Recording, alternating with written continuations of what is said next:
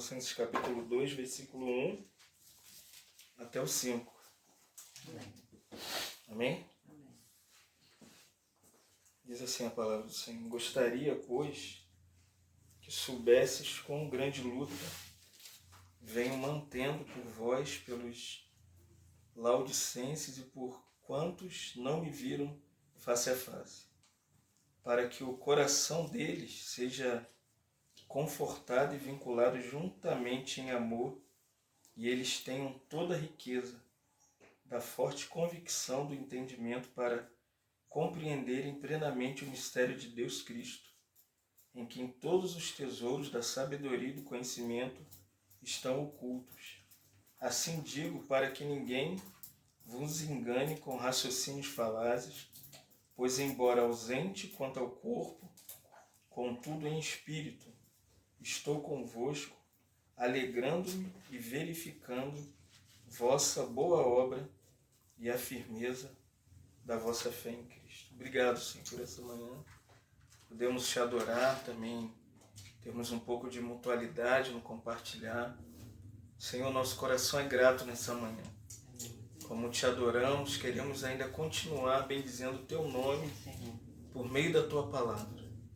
Que a tua palavra seja glorificada em nossos corações nessa manhã. Amém, Jesus. Fala conosco, Espírito Santo. Revela-nos mais o seu coração para nós. Carecemos ouvir a sua voz nessa manhã. Estamos aqui porque somos carentes de te conhecer e de saber o que está no seu coração para nós, como igreja do Senhor. Fala conosco, Pai, em nome de Jesus que oramos. Amém. Ontem nós vimos um pouco sobre o ministério de Paulo, né? E para o nosso assombro, Paulo ele não era um grande homem muito capaz, né? Ele era um mordomo. E como mordomo da casa de Deus, Paulo levou a igreja a compreender a palavra de Deus, a entender a palavra de Deus. E ele fez isso com o sentimento de que a igreja ela amadurecesse, né? Que a igreja crescesse, que a igreja ela tivesse assim aquilo que ele chama da perfeição em Cristo Jesus, né? Que eles se tornassem verdadeiros teleios no original grego, que é a linguagem que Paulo usa. E para isso, quando a gente entra no capítulo 2, que não tem capítulos e versículos da Bíblia no original. Então aqui seria um todo. Não teríamos o versículo 29 para iniciarmos o capítulo 2, versículo 1 a 5. Então Paulo está falando como um todo. Ele está numa demonstração completa aqui, levando a igreja a entender o cuidado dele. Agora ele vai entrar mais pessoalmente para aquilo que a gente chama de cuidado pastoral. Paulo aqui vai revelar o coração dele, como ele cuidava da igreja. E é interessante, intrigante que ele diz assim: eu gostaria que vocês soubessem que eu estou travando uma grande batalha por causa de vocês. Que coisa, né, irmãos? Que a percepção de Paulo que cuidar da igreja não era simplesmente se assentar num gabinete pastoral e ficar ali escrevendo, enviando e-mail, fazendo live para falar com os irmãos. Paulo, de fato, ele estava envolvido numa grande guerra, numa grande batalha e numa grande luta espiritual pela igreja. Qual era o sentimento de Paulo? É que eles deveriam entender que ele estava batalhando pela causa do Evangelho. Que a própria causa do Evangelho era tudo que tomava o coração de Paulo. E essa causa, aqui, se você abrir em 2 Coríntios, quiser ir abrir 2 Coríntios 11, versículo 28 e 29, quando Paulo ele vai falar um pouco sobre o seu ministério, ele vai dizer que existiam algumas coisas externas ao seu ministério que vinham por causa do ciúme daqueles que não queriam ele no ministério. Não queriam ele na pregação do Evangelho, não queriam Paulo visitando as igrejas. E Paulo vai dar um testemunho daquilo que ele, como ministro do Senhor, ele era chamado. Se lembra que nós lemos ontem? Que o chamamento dele não cabia só o Evangelho da graça, o Evangelho do reino, mas também tinha uma porção do sofrimento. Então o evangelho só é completo quando a graça operando te faz viver nesse reino e esse reino te faz experimentar o sofrimento. Irmão. Evangelho sem sofrimento não é evangelho. Aí Paulo inicia no capítulo 11 de 2 Coríntios, a partir do versículo 23, assim: são ministros de Cristo, falo como fora de mim. Eu ainda mais, trabalhos, prisões, açoite em medida, perigo de morte muitas vezes, 5 vezes recebi dos judeus uma quarentena de açoite menos 1, fui fustigado com vara, apedrejado, sofri naufrágio 3 vezes, uma noite passei na voragem no mar. E ele continua, a lista é grande, jornadas muitas vezes, perigo de rio, entre salteadores, perigo entre meus irmãos, perigo entre os gentios, perigo na cidade, perigo no deserto, perigo no mar, perigo entre falsos irmãos, em trabalhos e fadigas, em vigílias, muitas vezes em fome, sede, jejuns, muitas vezes em frio e nudez. Isso é exterior, é o sofrimento de fora, é aquilo que Paulo, experimentou como parte do seu ministério. Qual era o ministério de Paulo? O ministério de sofrimento. E no versículo 28 ele diz assim: além dessas coisas exteriores, as coisas externas. Essa é a parte externa do ministério. Que coisa, hein? Isso aqui é o ministério de Paulo, irmão. Esse ministério que é pintado pela igreja contemporânea não bate com a Bíblia. Não bate com o ministério de Paulo. Olha só, ele vai dizer, essas coisas são externas. Olha, há o que pesa sobre mim diariamente a preocupação com todas as igrejas. Qual era a verdadeira preocupação de Paulo? Era a batalha dele, irmão. Qual era a batalha real do ministério de Paulo? Era o cuidado com as igrejas. Ele vai dizer no versículo 29, quem enfraquece, que eu também não enfraqueça. Quem não se escandaliza, que eu também não me inflame. Você imagina quando as notícias das situações das igrejas locais chegavam para Paulo? Divisão, fornicação, litígio, crítica. Irmão, isso afligiu o coração de Paulo. Mas Paulo diz aqui que era a preocupação dele era essa com as igrejas. Não é uma verdadeira batalha que Paulo passava? É grande luta, irmão. É isso que Colossenses 2:1 diz, a grande luta que eu venho tendo por vós. Filipenses 1:30, o apóstolo Paulo, ele chega a dizer assim, Filipenses capítulo 1, versículo 30, ele diz assim, pois tendes o mesmo combate que viste em mim, batalha. O que é combate? É guerra, irmão. O ministério de Paulo para cuidar das igrejas era uma batalha, irmão. Ou seja, Paulo não esmoreceu no cuidado da igreja. Paulo não desistiu da igreja. Porque as lutas vieram, as perseguições vieram, as aflições vieram. Paulo diz, vocês sabem que respeito vocês têm ouvido de mim. Então, irmão, o ministério não é um jardim florido, com uma rede para você se assentar. Irmão, ministério é ministério cheio de espinho. Não é de paz. Não é de paz, é guerra. Por isso que no ministério de Jesus falou assim, eu vim para trazer espada. Para dividir pai de filho, mãe de marido. Ele diz, bem que a terra já estivesse a queimar. Porque o ministério que hoje é pintado é muito bonitinho. É uma certa organização, um grupo de pessoas esperando que a igreja venha. Irmão, ministério é você ir para sofrer com a igreja. É estar com os irmãos, é sofrer com os irmãos. É a grande luta de Paulo.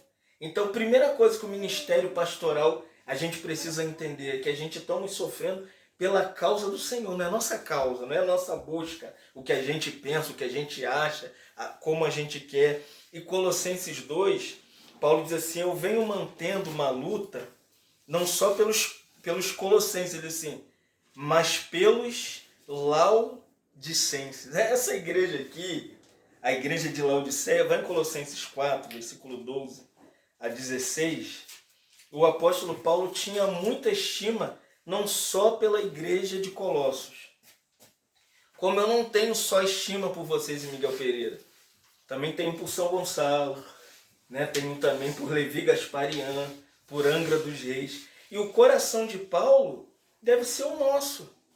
E é interessante, o capítulo 4, versículo 12, até o 16, que Paulo tinha um grupo de irmãos que andava com ele. Paulo não andava sozinho.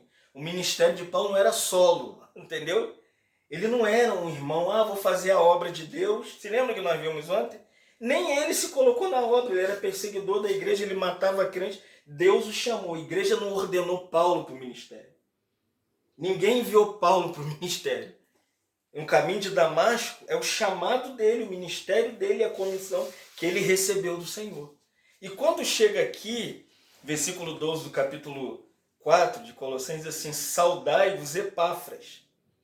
Ele era de Colossos, que entre vós, ele é servo de Jesus Cristo, o qual se esforça sobremaneira continuamente por vós nas orações, para que vos conserveis perfeitos, plenamente convicto em toda a vontade de Deus.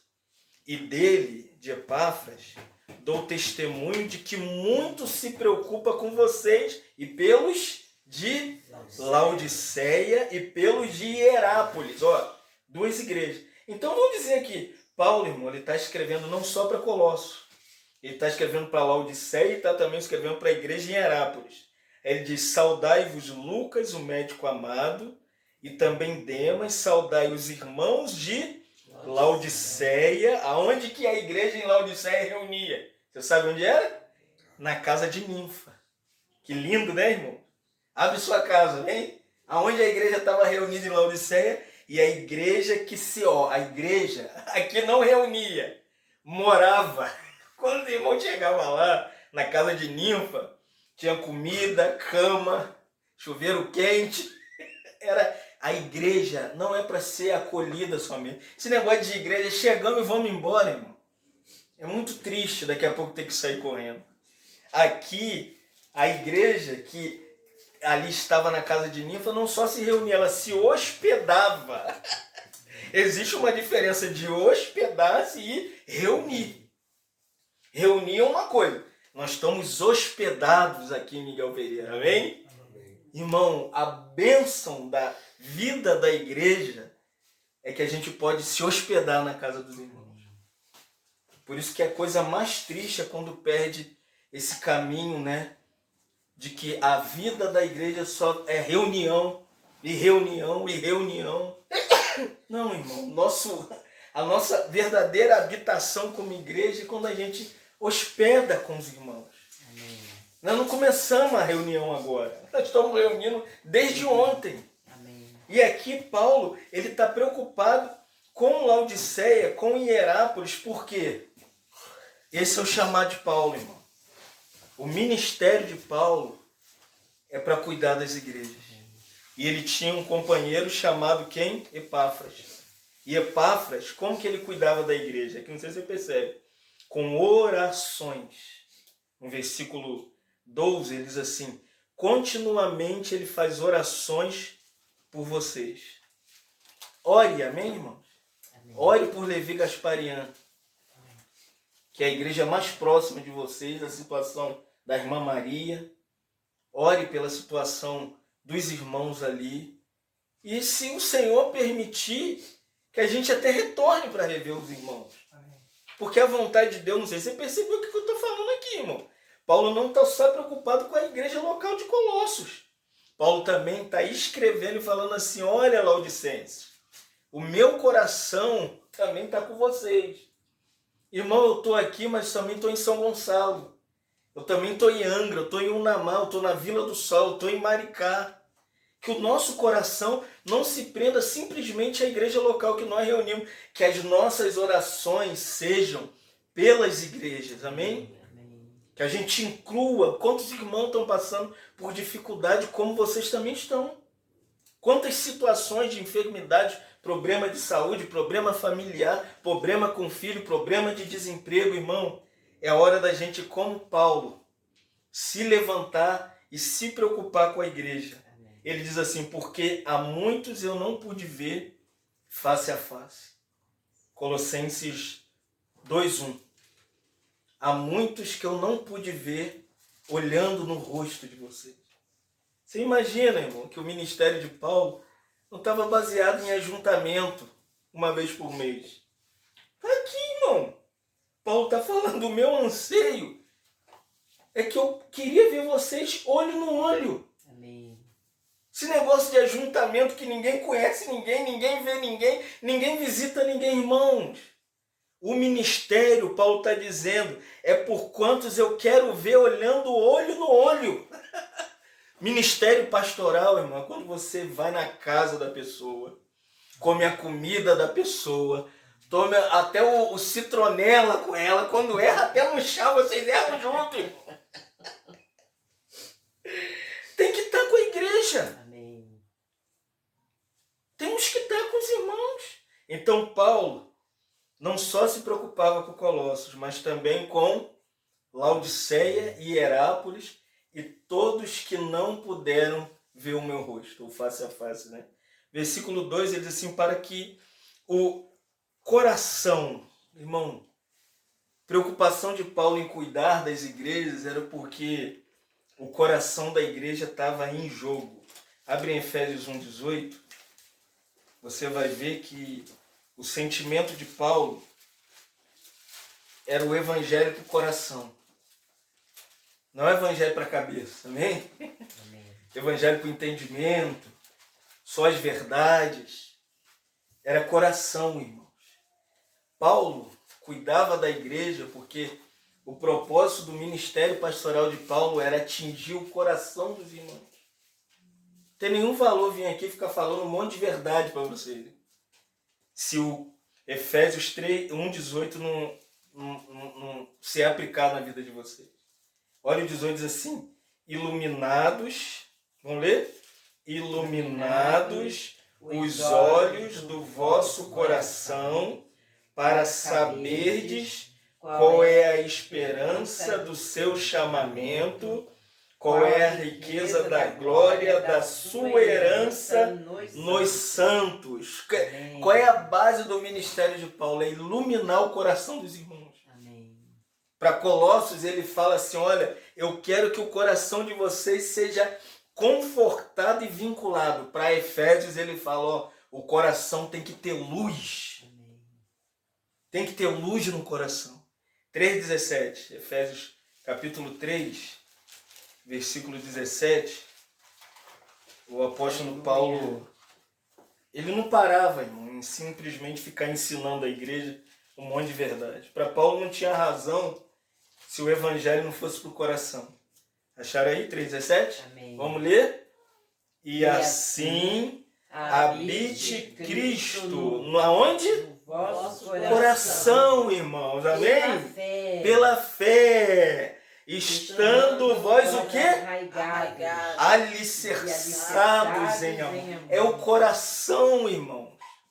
Ministério é pro coração. Tem que atingir o coração. Vai no capítulo 6 de Efésios, versículo 5. Nós estamos tendo uma aula do coração pastoral de Paulo, porque Paulo, irmão, né, ele era o pastor do coração, amém? Qual é o sentimento de Paulo em cuidar da igreja? Quando era que seu coração conhecesse Jesus. Amém. Olha só o capítulo 6 de Efésios, versículo 5. Vamos ler? Quanto a vós outros, servos, obedecei a vosso Senhor, segundo a carne, com tremor, na sinceridade do vosso coração. Percebe? O coração tem que ser iluminado, tem que ser habitado e tem que ser sincero, irmão. Amém. Por que temos que visitar a igreja, pastorear os irmãos? E um na casa do outro, para ajudar a ter luz no coração. Para ajudar o coração a ser habitado, habite Cristo no coração. Porque vai inundando de coisa, irmão. Inunda de Netflix, inunda de Prime, inunda de problema. Aí a gente pergunta assim, cadê os irmãos? Já são um pouquinho, né? Que o coração, de segunda a segunda, um irmão dizer que o coração é como um papel pega-mosca, tudo vai sendo fixado.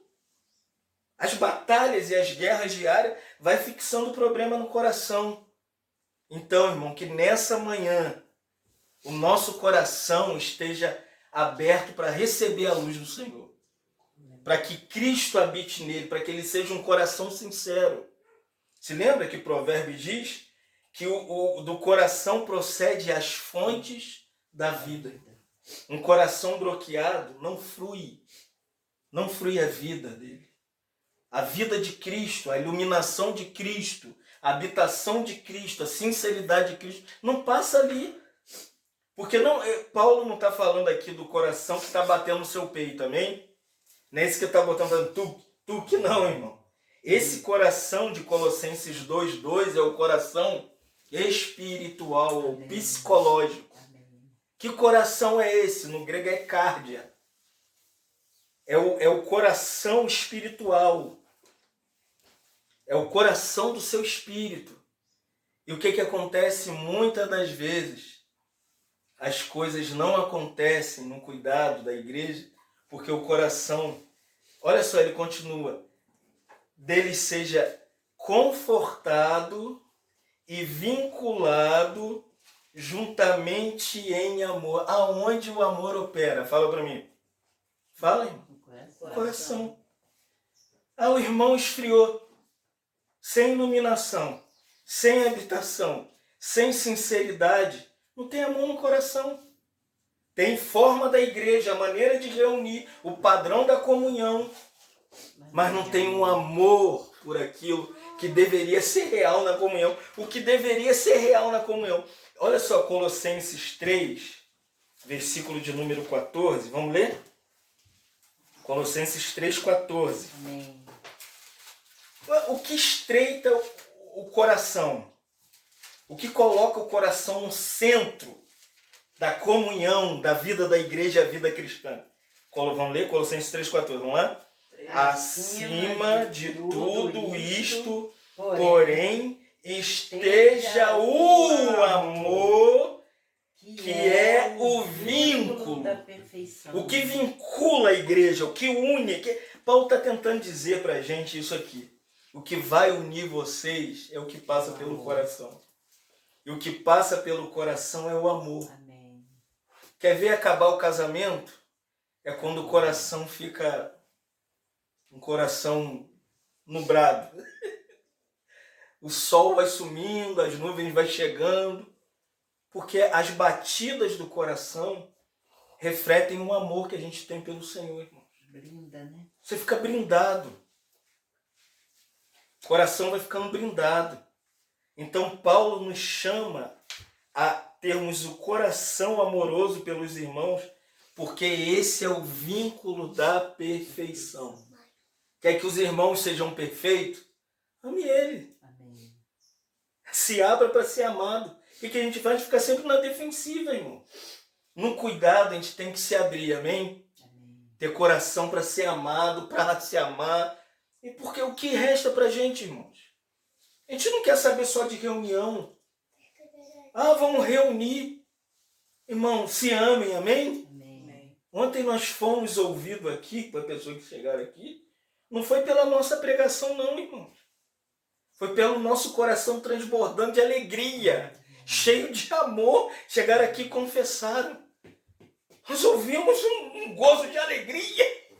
Vamos para lá, porque lá tem gente alegre. Porque o nosso coração estava transbordando, irmãos. Amém. Não somos religiosos com padrão. Não mudamos porque as pessoas chegaram. Nós somos o que somos porque nós somos vinculados em coração por causa do amor do Senhor. Por isso que Romanos 5,5 que eu usei ontem, Paulo diz que o amor de Cristo foi derramado em nossos corações. Você sabia que no seu coração tem um amor derramado pelo Espírito Santo, irmão? Amém. A gente não precisa se esforçar aqui para ser agradável às pessoas.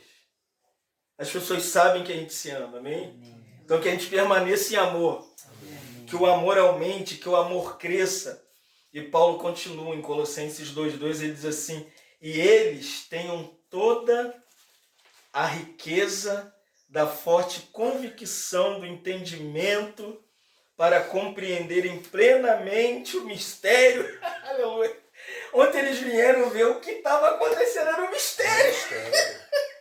O mistério tomou o coração, encheu de amor. E quando o coração está inundado, tem alegria, irmão. Qual é a expressão do coração? É alegria no olho. Alegria no olhar, a expressão de alegria, irmãos. Que a gente revele mais o mistério para as pessoas. Amém.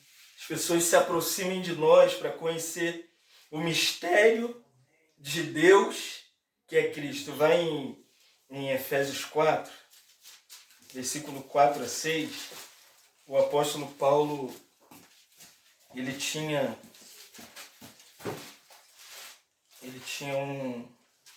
um caminho muito... capítulo 3, versículo 4. Efésios 3, 4 a 6. Capítulo 3 de Efésios, 4 a 6. Paulo vai dizer assim: porque o ministério de Paulo, pastoral, era sempre para mostrar o mistério.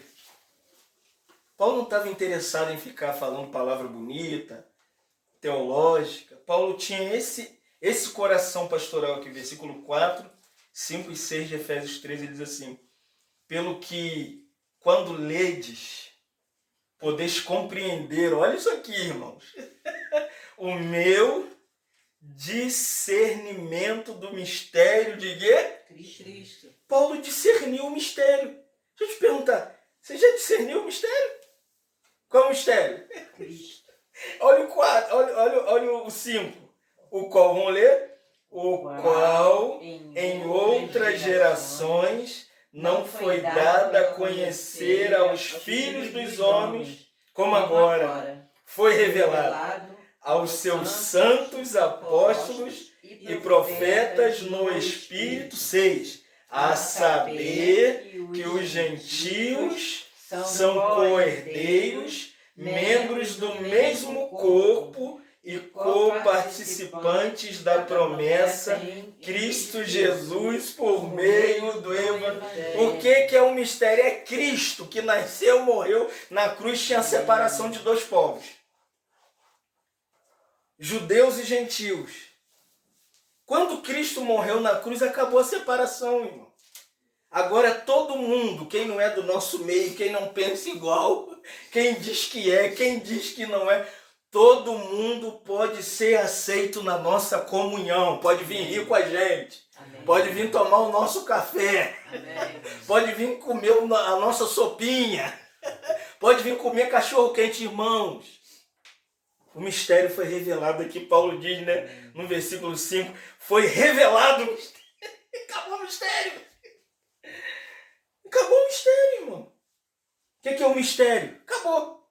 O mistério revelado, Paulo diz, é que no Antigo Testamento Deus era só Deus de Israel. Mas Deus enviou Jonas para pegar os ninivitas. Jonas falou, não, o Senhor é só nosso Deus. Comprou uma passagem e foi embora.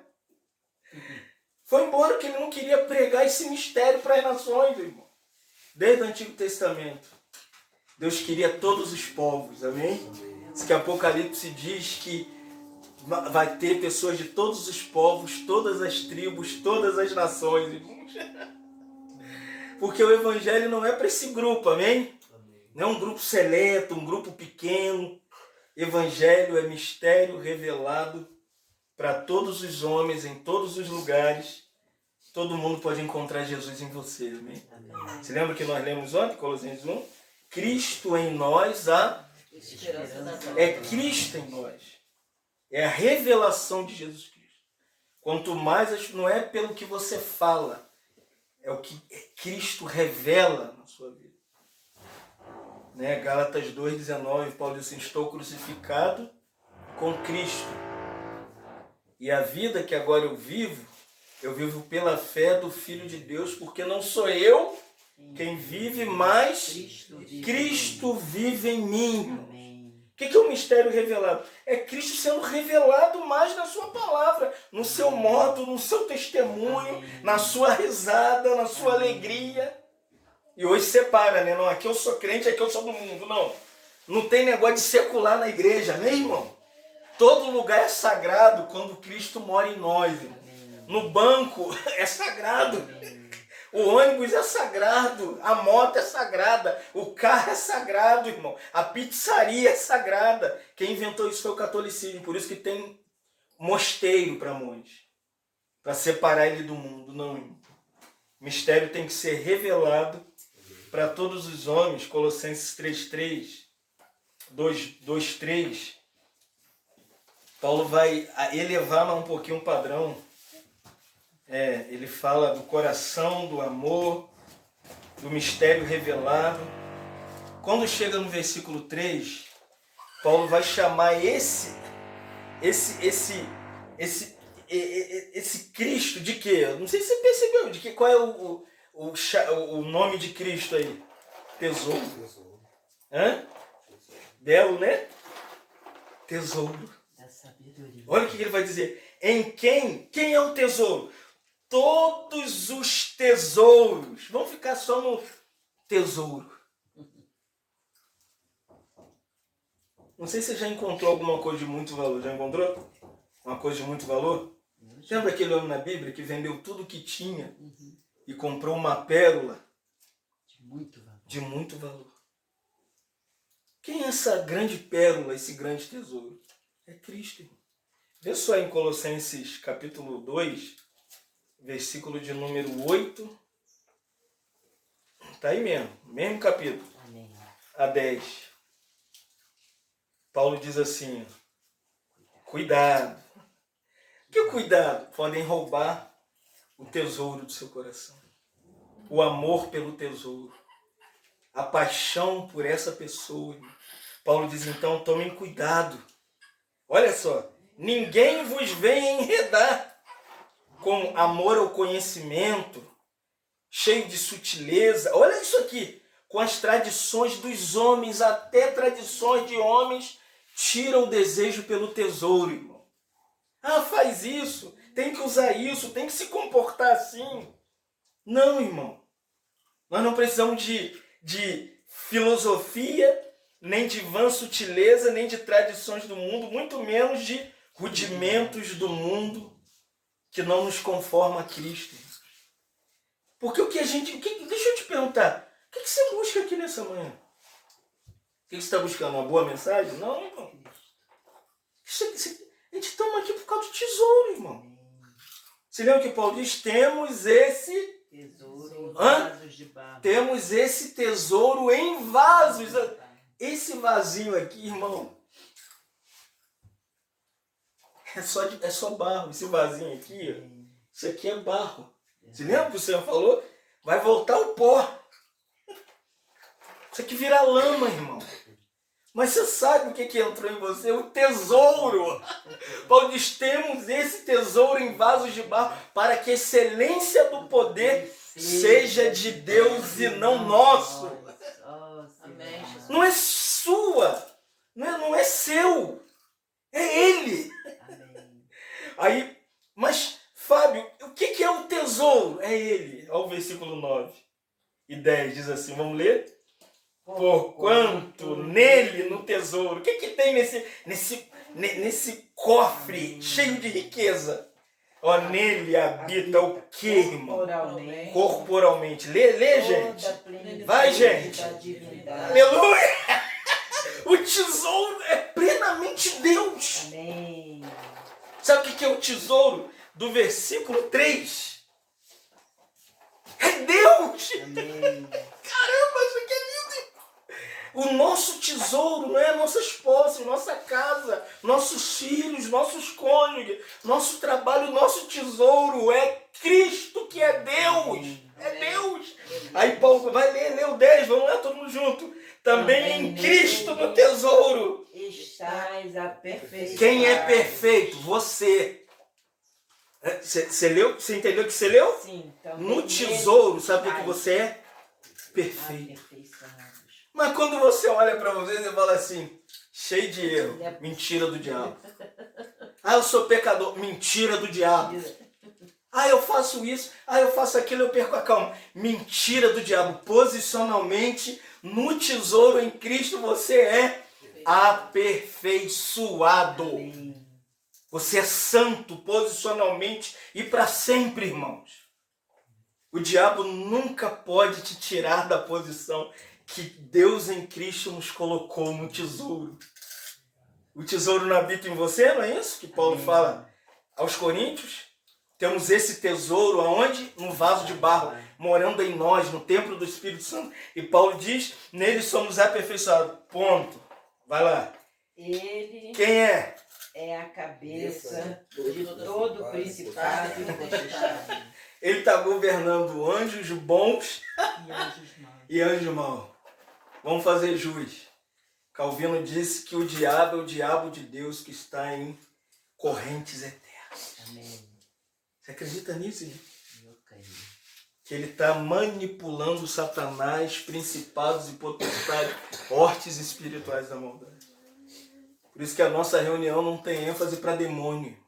Sai demônio, demônio. Não, irmão. Nós sabemos aqui, à luz de Colossenses 1:10, a parte B do versículo, que Cristo é a cabeça. Ele é o cabeça, irmão, de todos os anjos. Satanás é o quê? Fala. Anjo. Satanás é um anjo criado. Não tem autonomia para tocar em mim e você. Verdade. Sabia disso? Isso que aquela seita ficava usando na televisão é heresia. Cristo, amém? O tesouro tem o controle das rédeas até dos anjos. Você está entendendo o que Paulo está dizendo? Esse é o verdadeiro tesouro de Deus para a gente. Então o que é o tesouro do versículo 3? Cristo. Cristo em nós. Você precisa mais de quê? Fala. Mais nada. O que você precisa? Mais filho? Não, tá cheio de fazer filho. Só o tesouro. Mas se Deus quiser, tem mais 5. Mas, irmão, o nosso tesouro, irmão, é Jesus Cristo. Vamos lá, versículo de número 3 ainda, Paulo diz assim, da sabedoria e do conhecimento.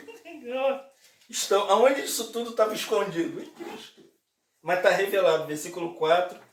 Olha agora o versículo 4. Se segura aí, Paulo diz assim, assim digo, ninguém vos engane. Versículo 8, ninguém vos venha enredar. Versículo 16, ninguém te julgue.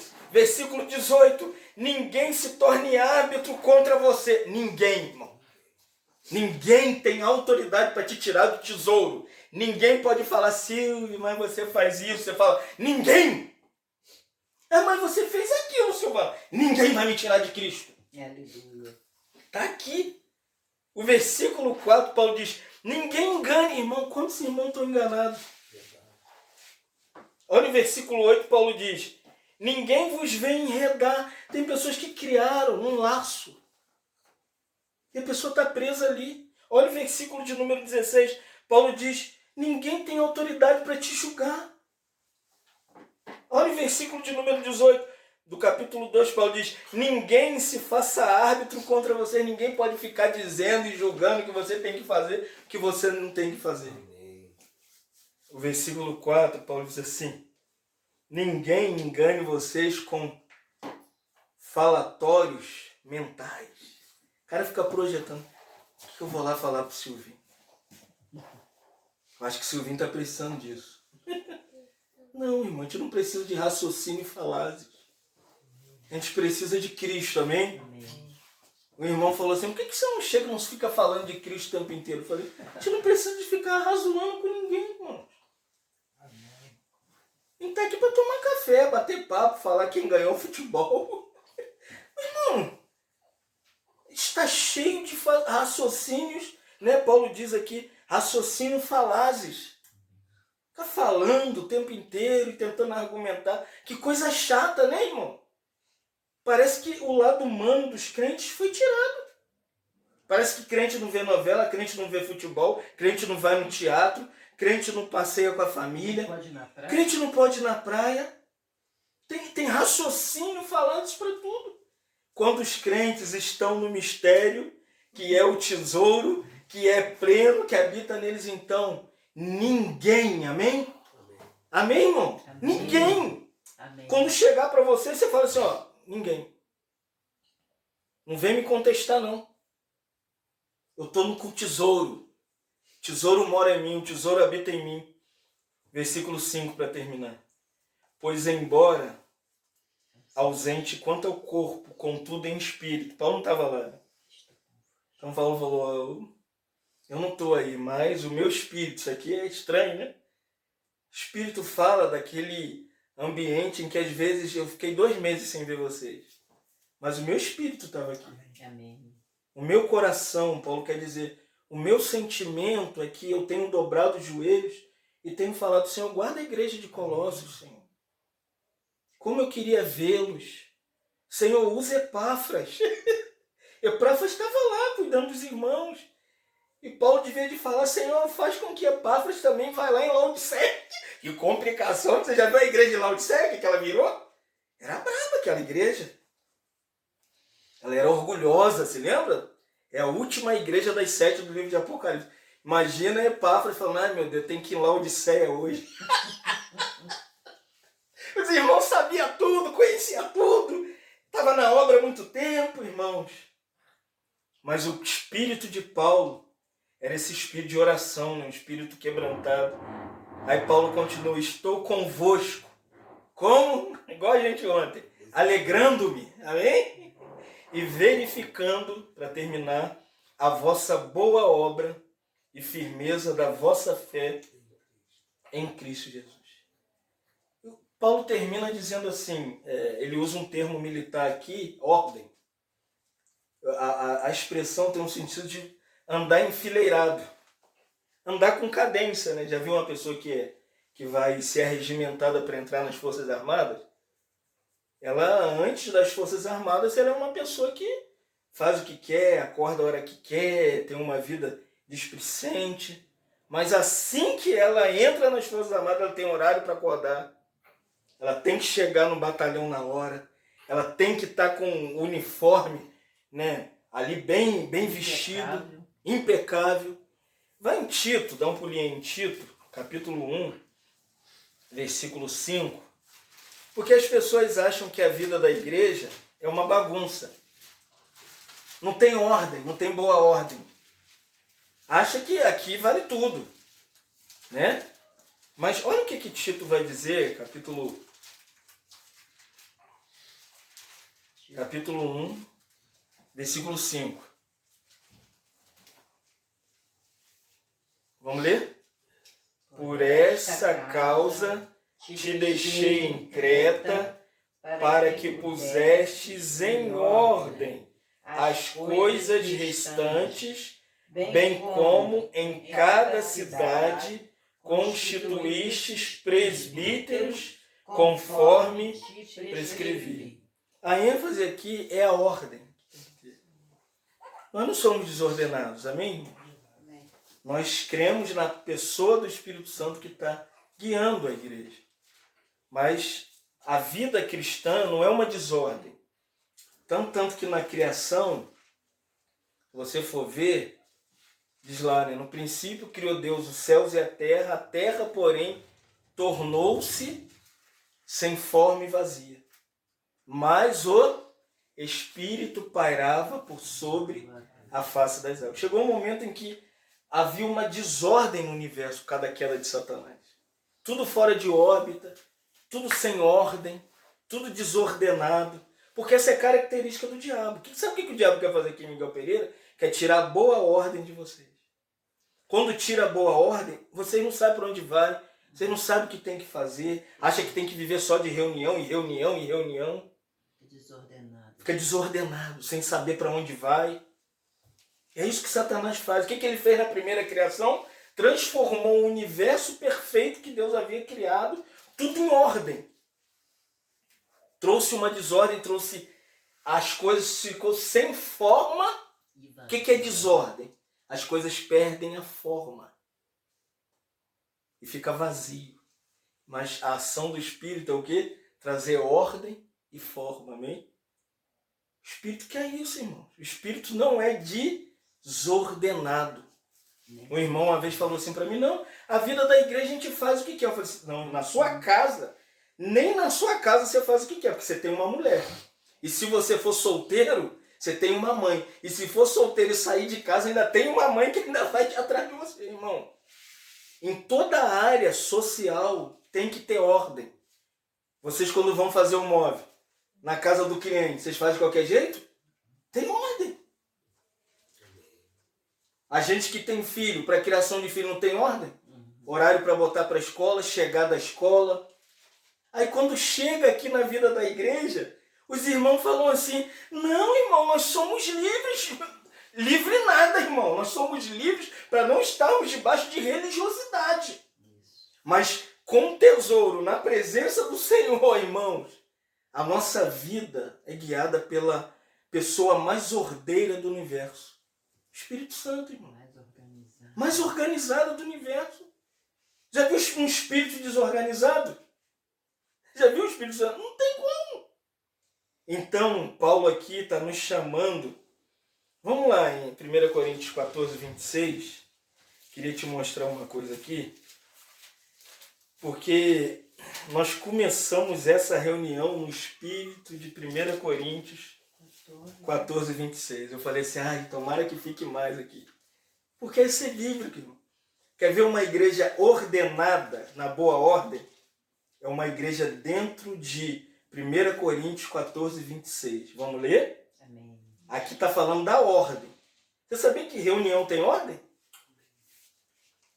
Um irmão me perguntou, mas como que é a ordem lá do culto da sua igreja? Eu falei, é de 1 Coríntios 14, 26. Ele falou, é mesmo? Ué, tem. Mas não tem não, é da Bíblia.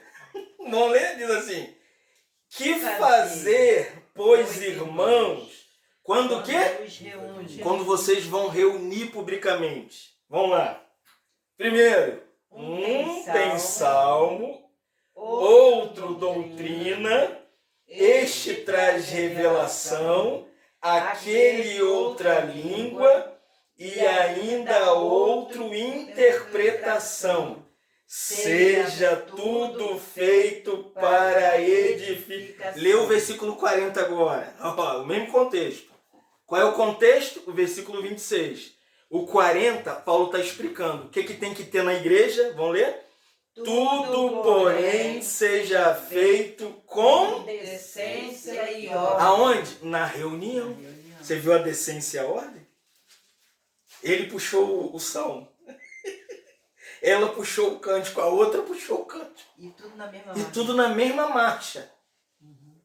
Porque isso é reunião, irmão. O que o Espírito faz? O Espírito ordena. Aí o outro tem revelação.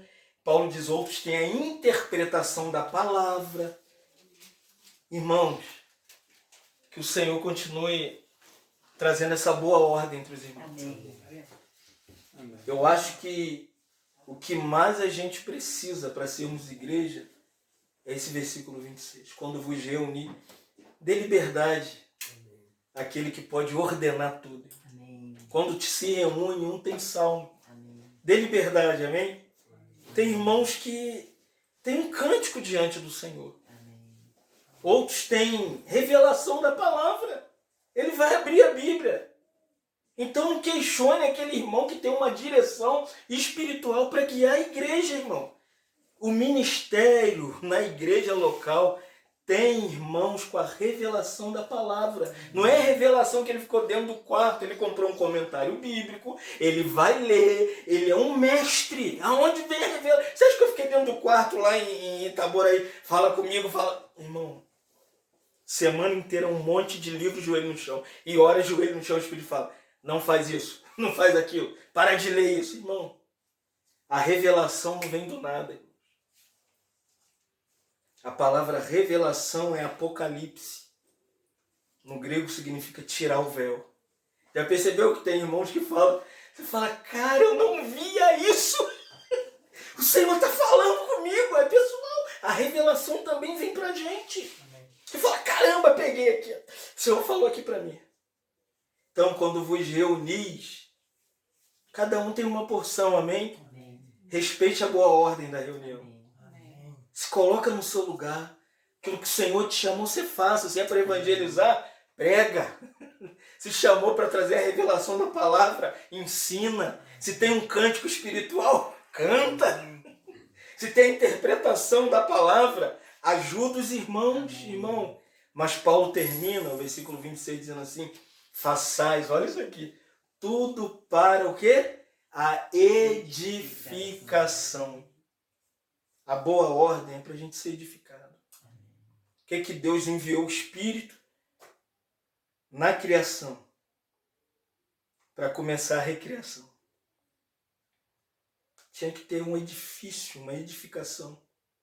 Então que o Senhor nos edifique, amém? Que mais e mais o Senhor prossiga em vocês, né? Revelando que o Senhor quer cuidar da gente, quer pastorear a gente. E a melhor figura, irmão, nesse capítulo 2 é o coração de Paulo. Que ora, batalha, chora, chama Epáfras, envia, quer ver os irmãos. Paulo tem uma preocupação grandiosa de que esse Cristo, esse tesouro, né, isso seja mostrado para a igreja. Também não fica trazendo coisa nova para a igreja, amém, irmãos? Deixa eu falar para os irmãos, só dá Jesus, amém? Quando vos reunis, bota Cristo no salmo, meu Deus, bota Cristo no cântico, canta hino para Jesus, irmão. Na revelação da palavra, leva Jesus. Sabe o que está acontecendo com as igrejas locais? Tem perdido Cristo. É tanta coisa, tanto modinha, tantas irmãs. E onde está Jesus Cristo? Tanta dança, tanto pula-pula. É tanto ajuntamento que no final você fica assim, mas falou disso, falou que a gente tem que fazer, falou que a gente não é. E no final, se você perceber, sabe o que eles fizeram? Tiraram Cristo do centro. E agora, o que eu faço? Aí você sai de lá e fala... O que eu vou fazer? O que eu vou fazer, Karina? Nós viemos numa comunhão. Irmão, eu vim aqui só para levar vocês para Jesus Cristo. Continue em Cristo. Lembra que eu contei a história de Lutero? E deu certo. Estamos aqui 500 anos depois. Nós aprendemos que o que edifica a igreja, o fundamento da igreja, a base da igreja é Jesus Cristo. Não é ministério de Fábio, ministério de fulano, ministério de cicrano, quem chegou primeiro, quem chegou depois. É quem tem Cristo, amém? Se Valério tem Cristo, está na igreja. Se Dácio tem Cristo, está na igreja. Não é Cristo que importa. Um irmão falou assim para mim, Fábio, eu só quero de você o que importa. Eu falei, Jesus! Eu falei, irmão. Eu falei, ele vai me pegar agora. Ele falou, o que mais importa em você é Cristo. Amém? Amém. Eu falei, que alívio. Aí eu falei, vou ter que voltar mais para Cristo. Porque esse irmão está sempre perto de mim, me ouvindo. Aí ele me escreveu essa semana e falou assim, faltou um pouquinho de Cristo nessa mensagem, tá muito teológico. Falei, não, na outra eu vou botar, tô indo para Miguel, vai ter mais Cristo. É mais Cristo, irmão. Mais Cristo, amém? Pensa que tem gente vendo, nos escreve e fala, tá faltando Cristo. Te louvamos nessa manhã. Amém, Jesus. Agradecidos pela sua igreja, Senhor. Muito obrigado, Senhor. Pelo nosso coração e coração pastoral da sua igreja. Amém, Jesus. O Senhor nos dê esse coração de lutar, Senhor, de chorar, de estarmos de joelhos pelos irmãos. Amém. Queremos ser como Paulo, que se prostra para que o Senhor se revele como esse grande tesouro para os irmãos. Amém. Senhor, dá mais Cristo para Miguel Pereira. Amém. Sejam reuniões mais cristocêntricas. Seja a vida de Cristo derramada em abundância sobre os irmãos. Amém. Que Cristo seja revelado nos cânticos, na pregação, no discipulado, Senhor, na comunhão, em tomar café junto. Que o centro seja Jesus Cristo. Não queremos nada além de Jesus Cristo. Que Cristo assuma o primeiro lugar. Fica conosco, nos abençoa ainda esse restinho que vamos estar com os irmãos. Amém. Que Jesus seja exibido no profundo do nosso coração. Oh, Não queremos perder esse grande tesouro desse dia. queremos, Pai. Queremos guardar esse tesouro bem escondidinho, Senhor. Queremos manter esse tesouro e perder tudo por causa desse tesouro.